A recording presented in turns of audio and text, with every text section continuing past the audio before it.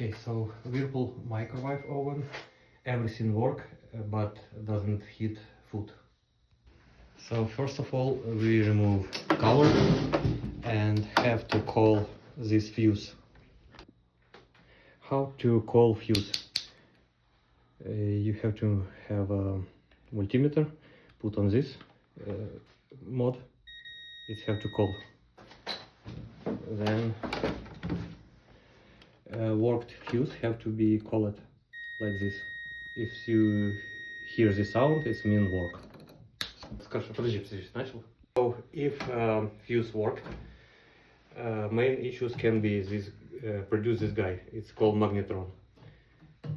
Exactly, this guy produce micro wave for heating your food. So you have to remove this guy and replace for new one. So it looks like this.